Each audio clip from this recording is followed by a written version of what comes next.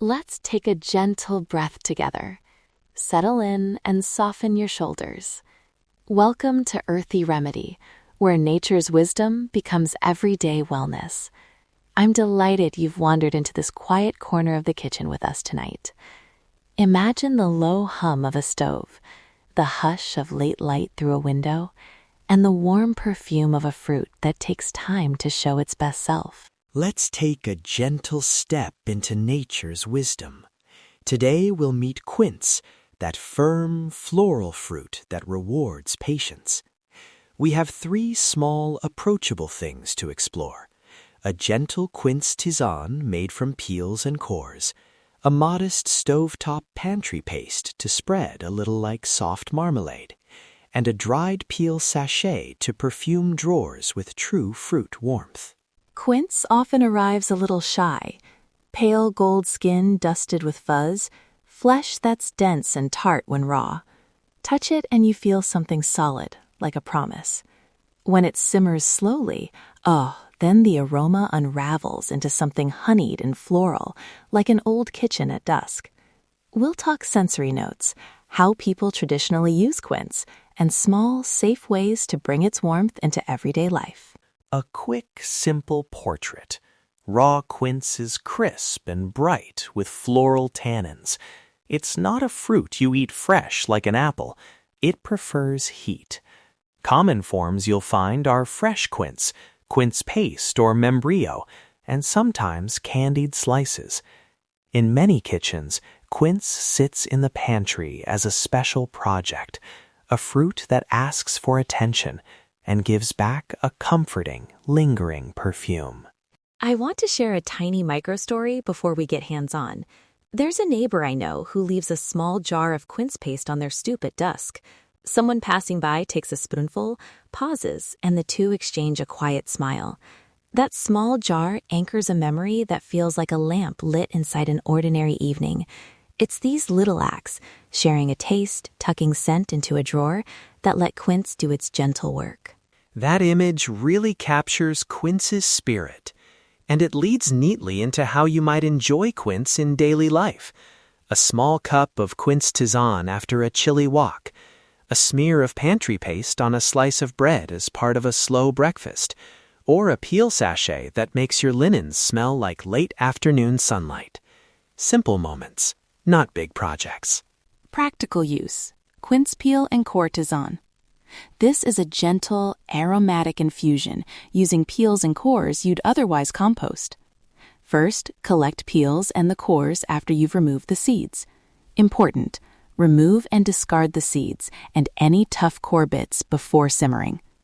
Place peels and cores in a small pot with about 4 cups of water for 1/4 batch. You can scale up if you like. Bring to a very gentle simmer, then lower the heat and let it barely ripple for 25 to 40 minutes until the peels are tender and the water smells sweet and floral. After simmering, strain carefully through a fine sieve or a doubled muslin to catch any tiny grit. Taste only once it's cooled a little. Remember, quince is best enjoyed cooked. For serving, a splash of honey or a slice of lemon can brighten it, but it's lovely neat. Portion guidance: those 4 cups yield about 3 to 4 cup-like servings, and the leftover boiled peels can be dried for sachets or composted. Practical use B: small quince pantry paste. If you've ever seen membrillo, you know it's a dense, spreadable jewel of fruit. We'll do a tiny quarter batch so you don't feel committed to a huge pot. Start with 1 pound of quince, about 2 medium fruits. Peel, core, and discard seeds. Chop the flesh into small pieces and cover with a splash of water in a heavy bottom pan. Cook over low heat until the pieces are very soft, stirring often so nothing sticks. When the quince is fully tender, puree with an immersion blender or mash gently, then measure the puree. For a quarter batch, aim for roughly 2/3 to 3/4 cup of puree. Add sugar to taste. Traditional membrillo leans on sugar to set because quince is naturally high in pectin, but you can choose a lower sugar option. A gentle ratio for a modest set is 1 part sugar to 2 parts puree. Return to the pan and cook slowly, stirring frequently. You'll watch it thicken and deepen in color until it pulls away from the pan and feels like soft paste. Spoon it into a small jar, allow it to cool uncovered to set, then seal and refrigerate. Use a heavy bottom pan and small batches to reduce scorch risk. Safety note woven through here. Never taste raw quince. It's astringent and much less pleasant. Always remove and discard seeds and core bits before cooking or infusing. If you're sensitive to fragrances, test a small amount of dried peel against a cloth or in an out-of-the-way drawer before placing sachets near bedding. And remember, these practices are sensory and domestic. They are not medical treatments. If you have health concerns, pregnancy, nursing, or medication questions, please consult a healthcare professional. Practical Use C. Dried quince peel sachet. Take leftover peels from your puree or tisane, pat them dry, then spread on a tray to air dry, or dry in a low oven at about 140 degrees Fahrenheit, 60 Celsius, until crisp. Avoid high heat that can burn the peels and create bitter notes. Once dry, combine the peels with small warming spices like a single crushed clove, a tiny stick of cinnamon, or a scrap of orange peel, just a hint. Place the mixture in a small breathable bag or sachet. Tuck it into a drawer, pantry, or linen closet for a subtle, long-lasting scent.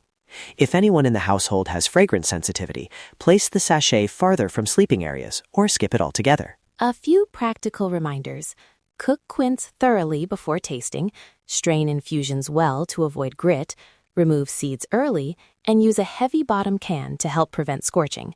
Start with small batches so you can get comfortable with texture and scent without any waste. And patch test the dried peel sachet on a scrap fabric if you plan to use it near clothing or linens. Now, let's pause and take a short nature-inspired reflection. Close your eyes for a moment if you can, and imagine a late sun orchard. The air holds a faint perfume of blossoms gone by and the gentleness of softened fruit. Visualize steam rising from a low simmering pot, carrying a slow floral hush through the kitchen. Take a calm breath in and let that quiet warmth settle at your shoulders. Take one small quince habit to try this week. Maybe it's simmering a cup of quince tisane after dinner, or making a tiny jar of paste to share with a neighbor, or drying a handful of peels for a sachet. All are modest acts that invite patience and sensory memory. Quick reminders: remove seeds, cook until tender, strain for clarity, and be mindful of fragrance sensitivities. Before we close, here's a concise step checklist you can tuck in your pocket. 1. For the tisane, simmer peels and cores gently for 25-40 minutes. Strain well.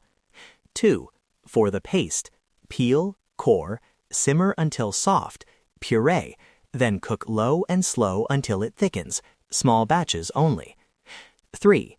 For the sachet, dry peels slowly, blend with a whisper of warm spice, and place in a breathable bag away from bedding if you have sensitivities. Simple, repeatable, kind to the kitchen. Here's a final friendly reminder. These ideas are about sensory pleasure, slow practice, and household creativity, not medical guidance. If you're pregnant, nursing, on medication, or have any health concerns, check with a trusted healthcare professional before trying new herbal or fragrance practices. And when working on the stove, keep heat low, stir often, and treat small batches with quiet attention to avoid scorch. If you enjoyed this quiet exploration of quince, we'd love for you to stay connected. Subscribe to Earthy Remedy so these small kitchen stories and simple recipes find their way back to you. Share the episode with someone who likes the idea of slow fruit projects and let us know how your quince experiments go. A short message or a photo is always a lovely way to pass the jar along virtually. Thank you for lingering here with us.